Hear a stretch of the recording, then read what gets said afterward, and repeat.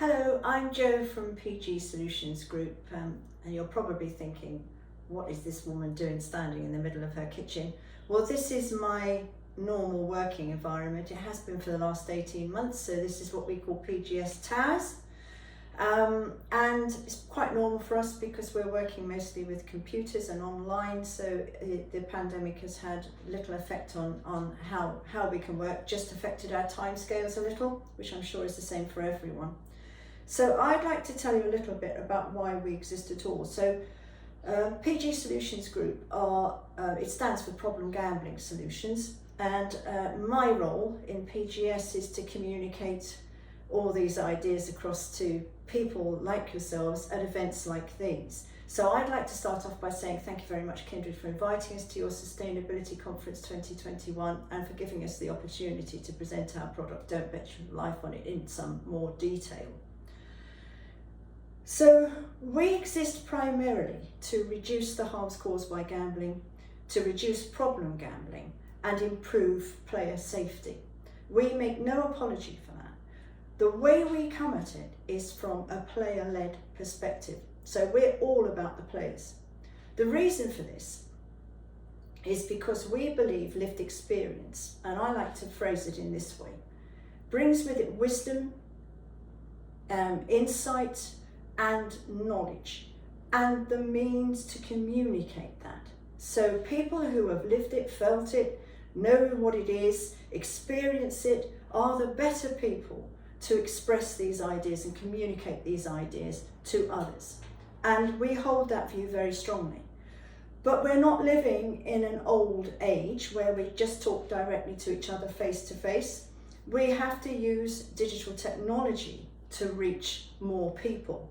So our product mixes the work we've done with lived experience matched together with modern technologies to reach all players gambling today, because we're still in a position where 97% of players with problems actually do not come forward and do not get help early enough. The PGSolutions Group are an independent community interest company in the UK, and our independence is absolutely vital here because we're talking player safety.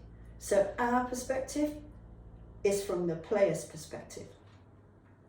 So we believe wholeheartedly that the players have a right to know before they start what the problems can look like, that they can recognise it earlier if things go wrong, and to be able to adjust either before damaging escalations or at least as quickly as possible after damaging escalations, and before gambling extremes becomes the norm for them.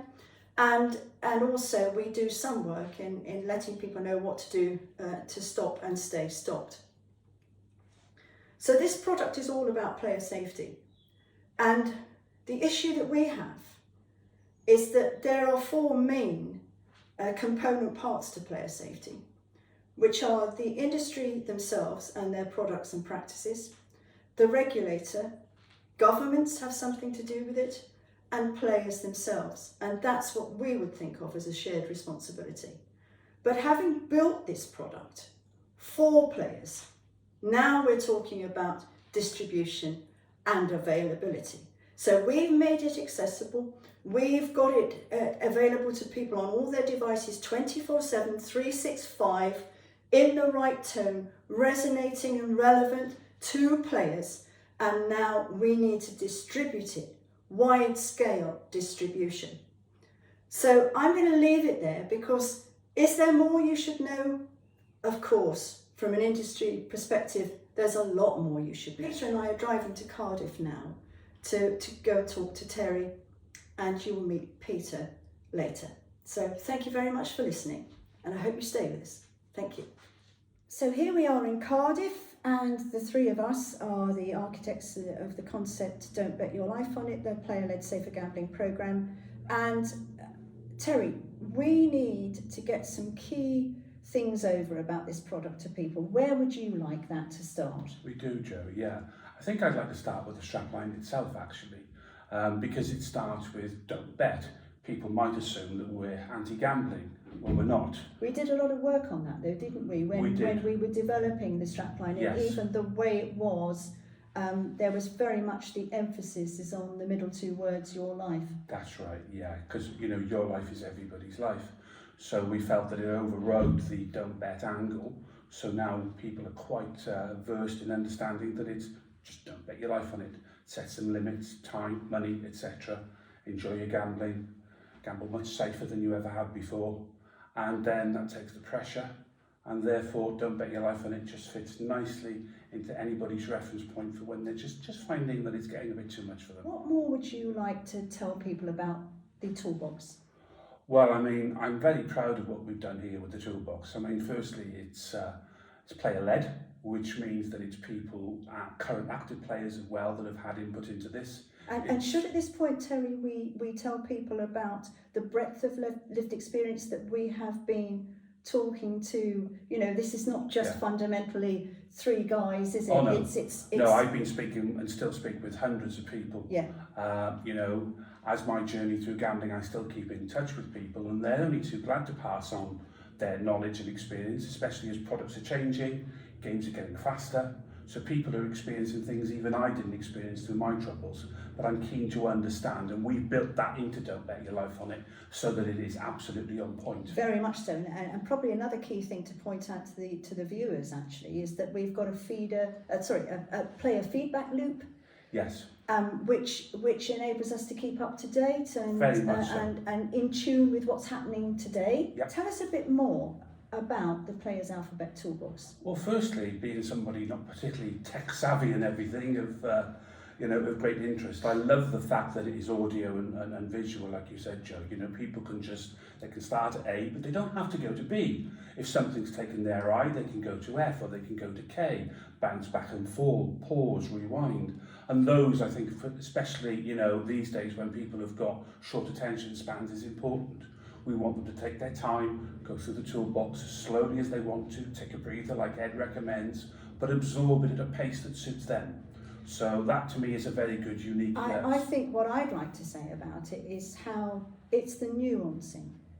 Some of the criticism that comes about player messaging, for example, that comes from the player viewpoint, is that it's not relevant, it doesn't resonate with them, because it's not exactly what's happening to them. And we feel that that's been built into that Alphabet Toolbox, very much so. You were very, very intense with the actor to get him to get the tone right. It wasn't just about reading out a sentence, it was about getting the tone right. Yeah, well, that was really important, and I think not only is that important for somebody who just listens to it, but I think that the tone sets a level of importance for the listener to understand that this is very serious stuff that they're listening.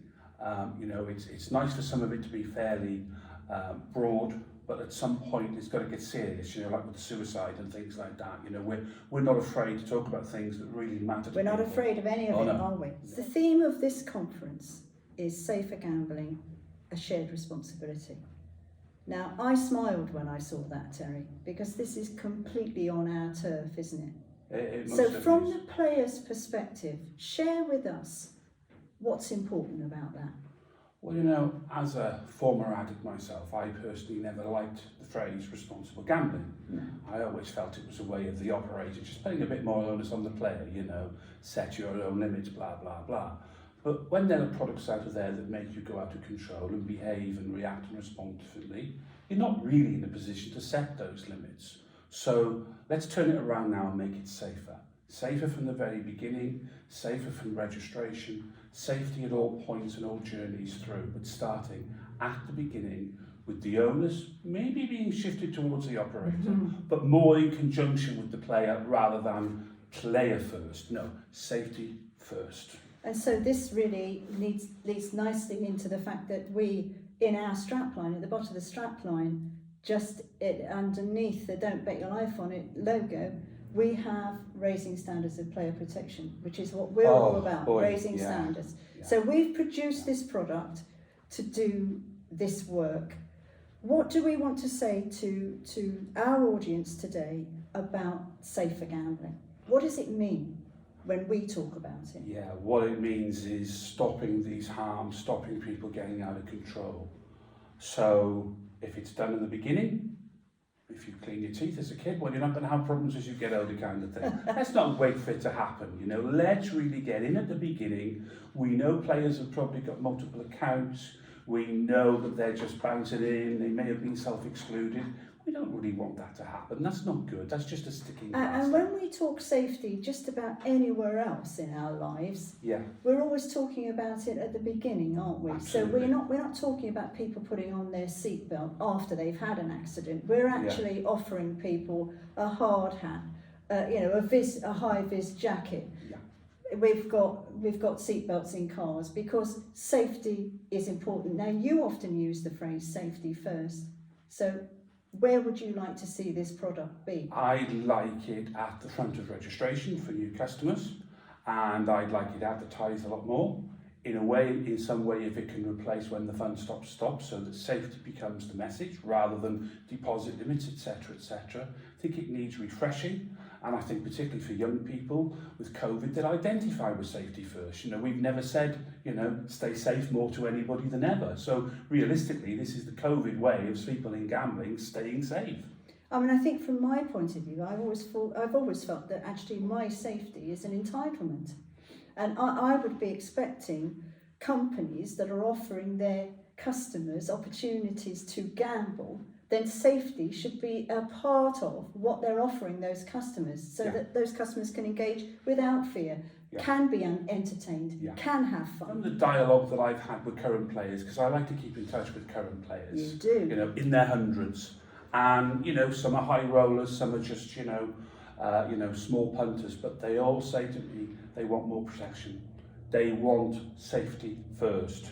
When they're losing control, they want the organisation, the operator to look after them better, not put the onus on them. Because honestly, Joe, you can't, when you've got that mist over you and you're having a bad session, you just haven't got it in you to gamble responsibly. So let's drop the responsibility angle, let's bring in safety as standard, raise the standards of player protection, which is our huge, huge message to the operators, and everybody will be happier. Sustainability will be okay because customers will have confidence that their operator is looking after them. So we won't have people getting into the danger zone anymore. They should be caught a lot earlier down that journey. And I think that leads me very nicely to the PGS mantra, which is the Desmond Tutu quote, where we say, you know, there comes a point when you have to just stop pulling people out of the river. Yes. You have to go upstream and find out where they're falling, why they're falling in. And that's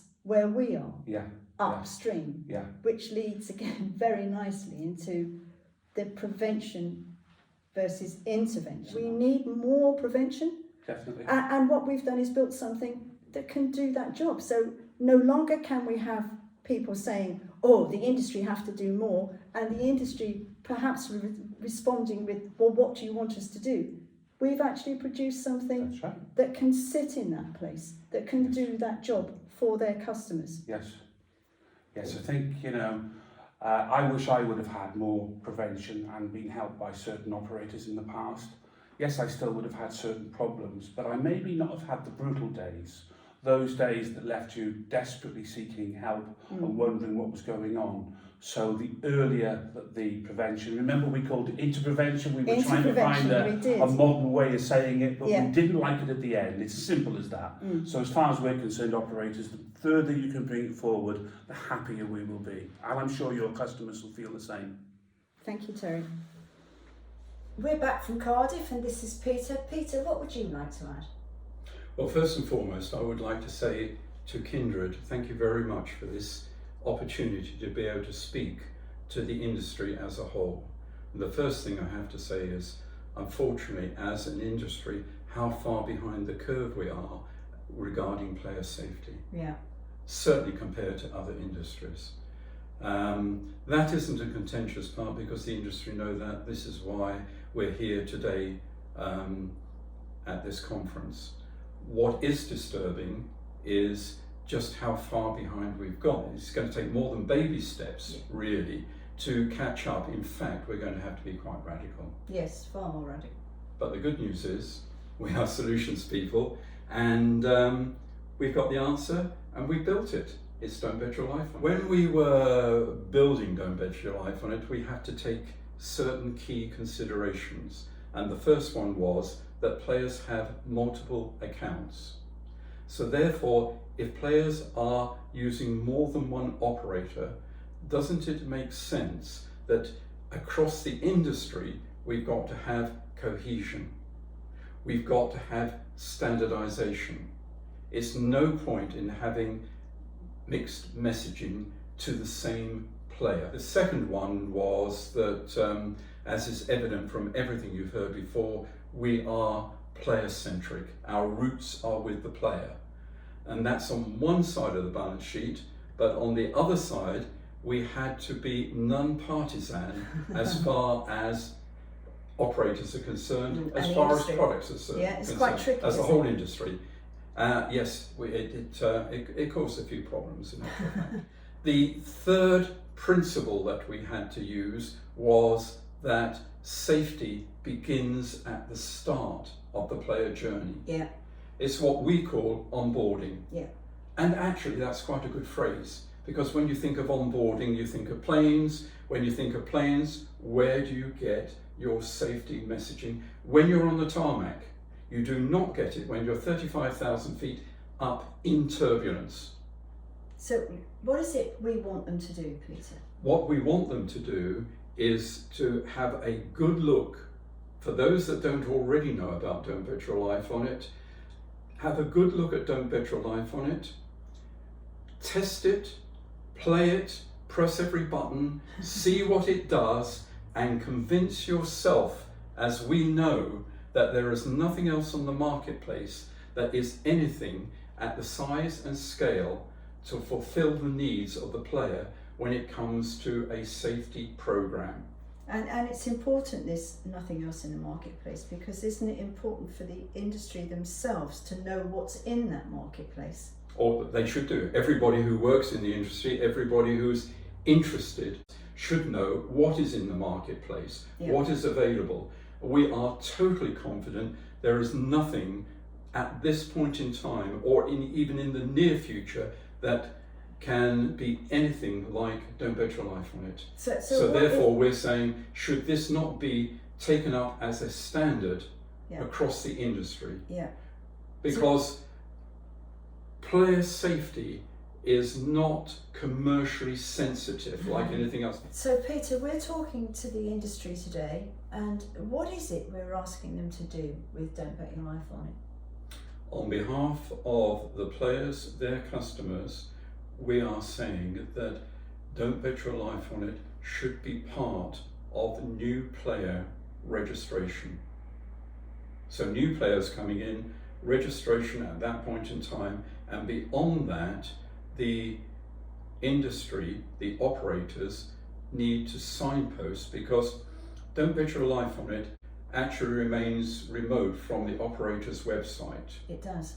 So therefore, we want the operators to signpost it, but we want them to signpost it in good spirit. There is no point in having something like this in, figuratively speaking, at the back of the supermarket, on the top shelf where nobody sees it. It's got to be at the front where everybody sees it, and we have got to have the spirit of wanting protection and wanting to provide protection for our players. So we cannot hide this away. No. It will be very disappointing indeed if that were to be the case. So all the best presentations end with a call to action. And I think what I would want to say is that players need more safety and more protection. And one of the ways that you can do that is to adopt Don't Bet Your Life on It. I think that's a wrap. That's a wrap.